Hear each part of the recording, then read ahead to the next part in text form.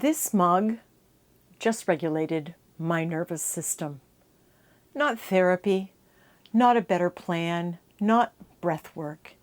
This, which is deeply weird because the thing I was spiraling about had absolutely nothing to do with cats or grandparenting or coffee or nostalgia or Felix and Muni.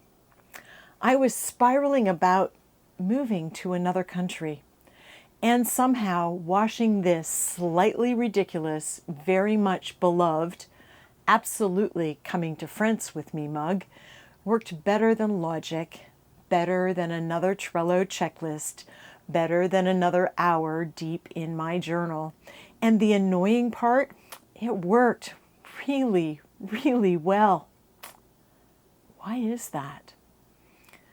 You know, in an RV, there aren't many things that are breakable. Most of my life right now is practical and plastic, lightweight, built for potholes and speed bumps, and dog zoomies. But this is not that. It's fragile, intentional, one of the very few things I'm absolutely carrying across the Atlantic. And yet, this thing that softened a full body spiral about reinvention was not a decision, not a breakthrough, not a new strategy.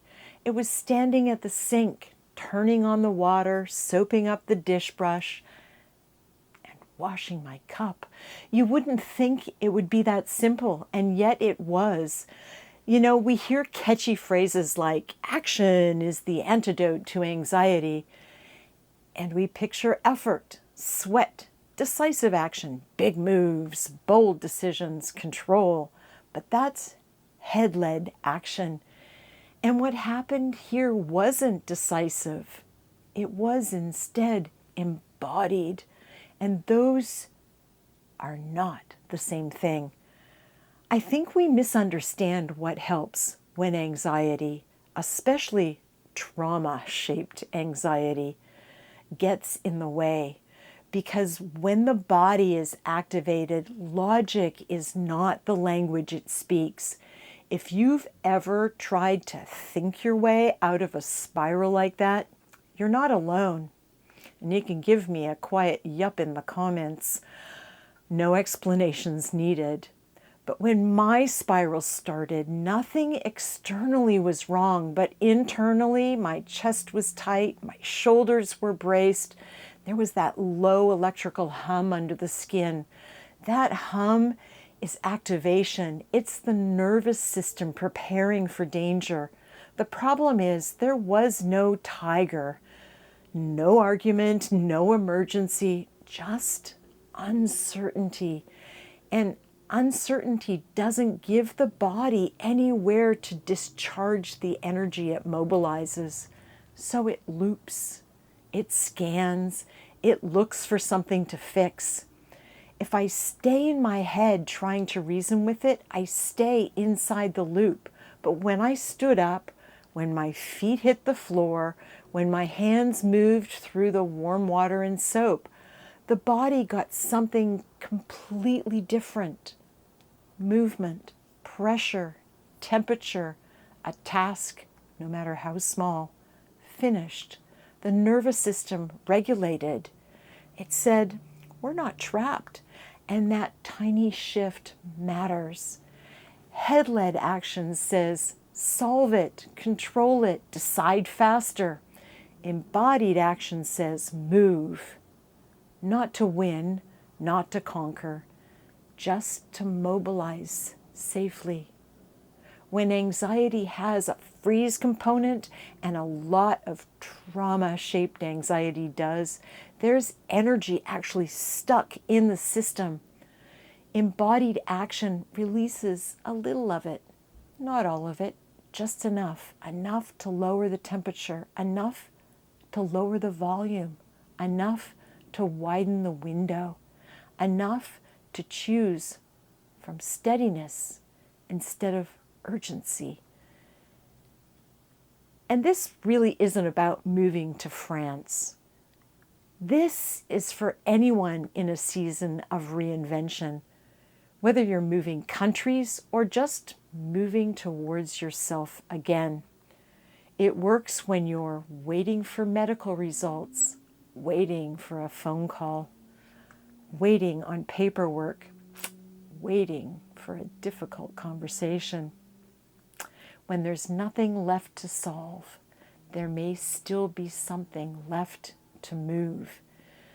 This might look like washing one mug, picking something heavy up and carrying it from one room to another, walking to the mailbox, stretching your arms overhead and holding it for 10 breaths, stepping outside and letting your dog conduct a very serious grass investigation, not to be productive, not to distract yourself, but to let the body participate in resolution, because the body doesn't care about your Trello board.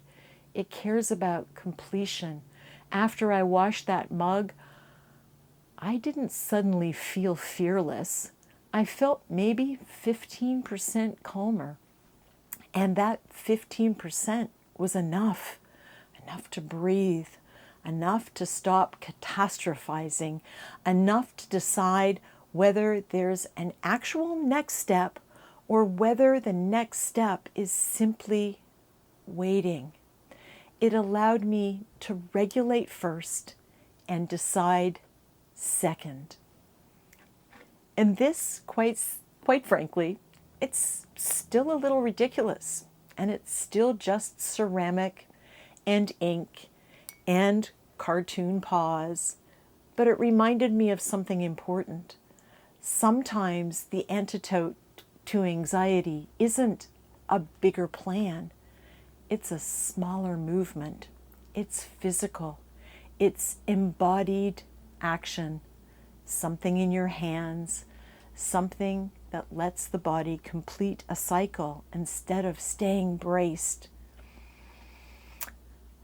And my Ralph believes that embodied action always involves a sniffari around the neighborhood while wagging his tail with full existential enthusiasm. And I'm starting to think he may be onto something. We're figuring this out together, one small embodied step at a time. And if you'd like to keep walking alongside us, you can subscribe and come back for more.